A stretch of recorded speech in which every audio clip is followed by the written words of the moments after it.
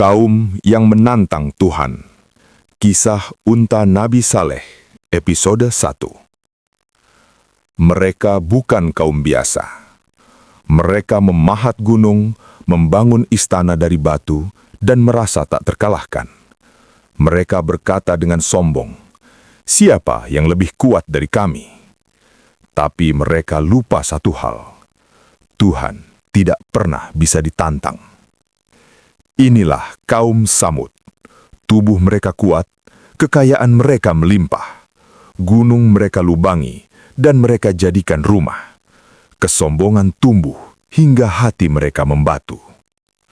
Di antara mereka berdiri para pemimpin yang kejam. Raja Samud berkata, "Kita tidak butuh Tuhan, kitalah penguasa negeri ini." Dan sejak saat itu, kehancuran mulai mendekat. Di tengah kesesatan itu, Allah mengutus seorang lelaki, bukan raja, bukan bangsawan, tapi seorang nabi bernama Saleh. Nabi Saleh berkata kepada mereka, "Wahai kaumku, sembahlah Allah, tinggalkan kesombongan, sebelum azab menjemput kalian." Tapi kata-kata kebenaran menyakitkan telinga orang sombong. Mereka tertawa, mereka mengejek. "Apakah kau ingin menguasai kami, Saleh? Atau kau hanya ingin dihormati?" Bagi mereka, kebenaran hanyalah lelucon. Lalu, salah satu dari mereka berkata, "Jika kau benar utusan Tuhan, tunjukkan mukjizat." Kalimat itu bukan sekadar tantangan. Itu adalah undangan azab. Mereka menunjuk sebuah batu besar. "Jika Tuhanmu berkuasa, keluarkan seekor unta hidup dari batu itu." Nabi Saleh terdiam. Langit seolah mendengar, dan sesuatu yang mustahil akan segera terjadi. Nabi Saleh menatap batu itu. Tidak ada amarah di wajahnya. Tidak ada keraguan di matanya. Hanya satu keyakinan, bahwa Tuhan Maha Kuasa atas segalanya. Nabi Saleh mengangkat tangannya, bibirnya bergerak perlahan, berdoa kepada Allah. Angin yang tadinya kencang, tiba-tiba berhenti. Burung-burung membisu, seakan seluruh alam menahan nafas. Kaum Samud kembali tertawa. "Lihat, tidak terjadi apa-apa. Ini hanya tipuan." Mereka tidak tahu, itu adalah tawa terakhir mereka. Tiba-tiba, tanah bergetar. Retakan kecil muncul di batu itu. Suara gemuruh terdengar, bukan dari langit, tapi dari dalam batu. Wajah-wajah sombong itu berubah pucat. Retakan itu membesar, cahaya terang keluar dari dalamnya. Dan di hadapan mata mereka, seekor unta betina hidup muncul dari batu. Bukan bayangan, bukan sihir, tapi mukjizat nyata dari Tuhan. Tidak ada yang berbicara. Mulut terbuka, mata membelalak. Kesombongan runtuh. Dalam 1 detik, beberapa berlutut, tapi sebagian lain menyimpan kebencian. Nabi Saleh berkata dengan tegas, "Inilah unta Allah. Biarkan ia hidup. Ia memiliki haknya sendiri. Jangan sakiti dia, atau azab akan menimpa kalian." Mukjizat telah datang, bukti telah nyata, tapi tidak semua hati bisa menerima kebenaran. Di balik tatapan tunduk, iblis mulai berbisik. Mereka tidak lagi menantang Tuhan, tapi mereka mulai membenci ciptaannya. Dan tanpa mereka sadari, rencana terlarang sedang disusun. Malam turun di negeri Samud. Api obor menyala, tapi hati mereka lebih gelap dari malam. Mukjizat tidak lagi mereka kagumi. Kini, mereka membencinya. Unta itu hidup di tengah mereka. Tenang, tidak mengganggu. Tapi setiap langkahnya mengingatkan mereka akan kebenaran. Dan bagi orang sombong, kebenaran adalah ancaman. Para pemimpin Samud berkumpul diam-diam. Mereka berbisik, dengan wajah penuh iri. Jika unta itu pergi, pengaruh soleh akan hilang. Saat itulah iblis tersenyum. Nabi Soleh merasakan sesuatu. Hatinya gelisah. Ia kembali memperingatkan kaumnya, jangan sakiti unta itu. Ia adalah amanah dari Allah. Tapi kali ini, mereka tidak mau mendengar. Di antara mereka, berdiri orang-orang berhati keras. Mereka berkata, kita akhiri saja semuanya. Pedang diasah, niat jahat dimantapkan, dan dosa besar pun diputuskan. Malam itu, bulan menyaksikan segalanya. Unta itu tidak tahu apa yang akan terjadi. Langkah kaki mendekat perlahan, dan langit menjadi saksi pengkhianatan. Pedang terhunus, darah tertumpah. Unta mukjizat itu dibunuh.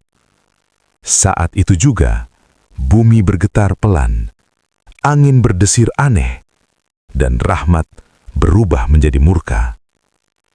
Nabi Soleh menangis, bukan karena unta, tapi karena kaumnya telah memilih kehancuran. Ia berkata dengan suara bergetar, tunggulah 3 hari, bersukarialah di rumah kalian, karena setelah itu, azab tidak bisa ditunda lagi. Kaum Samud tertawa, tanpa tahu, itu adalah tawa terakhir mereka. Saat peringatan diabaikan, azab menjadi kepastian. Kaum Samud kembali ke rumah masing-masing. Mereka berpesta, mereka bersenang-senang. Mereka berkata, di mana azab yang kau janjikan, Saleh? Tapi mereka tidak tahu, hitungan telah dimulai. Pagi pertama tiba, matahari terbit, tapi rasanya berbeda. Wajah-wajah mereka mulai pucat, jantung berdebar tanpa sebab. Sebagian mulai berbisik, ada yang tidak beres. Tapi kesombongan berkata, ini hanya kebetulan. Nabi Saleh tidak lagi tinggal bersama mereka. Ia menjauh bersama orang-orang beriman. Bukan karena benci, tapi karena kasih sayang. Ia tidak ingin menyaksikan kehancuran kaumnya sendiri. Hari kedua tiba. Wajah mereka memerah. Nafas terasa berat. Tawa telah hilang. Anak-anak menangis. Para pemimpin mulai panik. Tapi gengsi masih menahan mereka untuk bertobat. Malam kedua, doa-doa mulai terdengar. Tapi bukan kepada Allah, melainkan kepada ketakutan mereka sendiri. Penyesalan muncul saat pintu ampunan hampir tertutup. Hari ketiga tiba. Wajah mereka menghitam. Langit tidak lagi biru. Angin berputar liar. Burung-burung menghilang. Dan untuk pertama kalinya, mereka benar-benar takut. Beberapa masih berkata, kita kuat. Kita punya istana batu. Tak ada yang bisa menghancurkan kita. Mereka lupa, batu pun tunduk pada perintah Tuhan.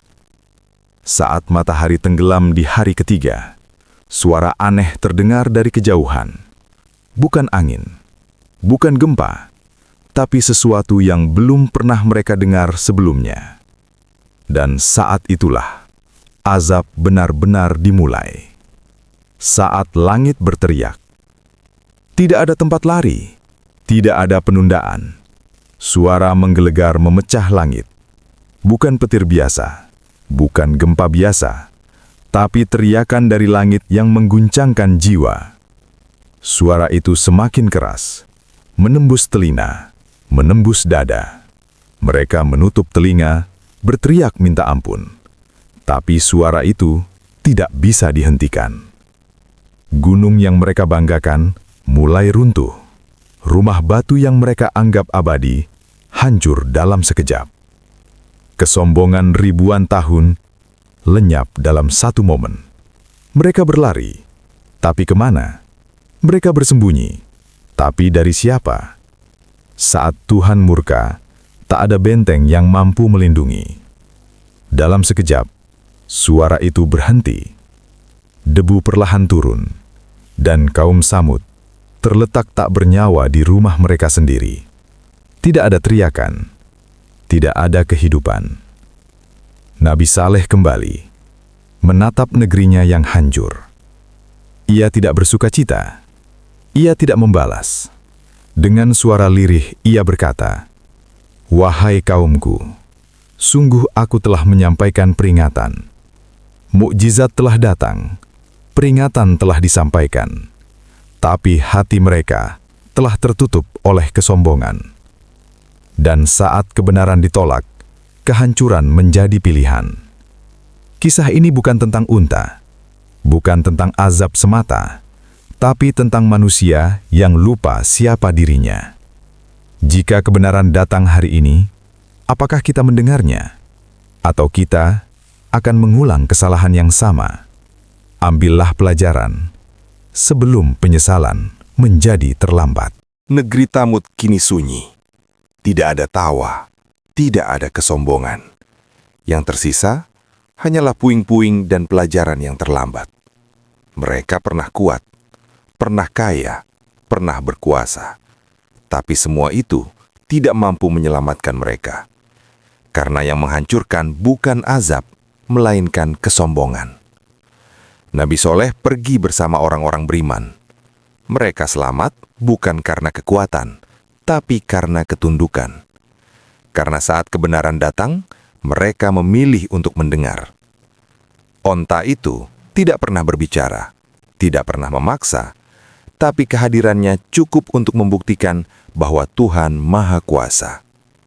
Mukjizat tidak diciptakan untuk ditantang, melainkan untuk diyakini.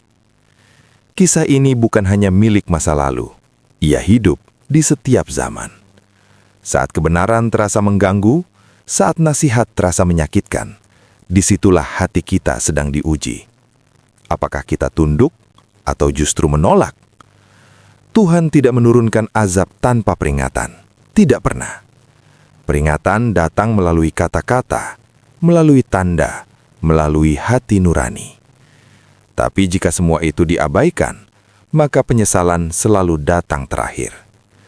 Jika hari ini kebenaran mengetuk hati kita, jangan tunggu sampai suara itu hilang. Jangan tunggu sampai sunyi seperti Tamud. Karena tidak semua orang diberi kesempatan kedua. Dan tidak semua penyesalan bisa diperbaiki.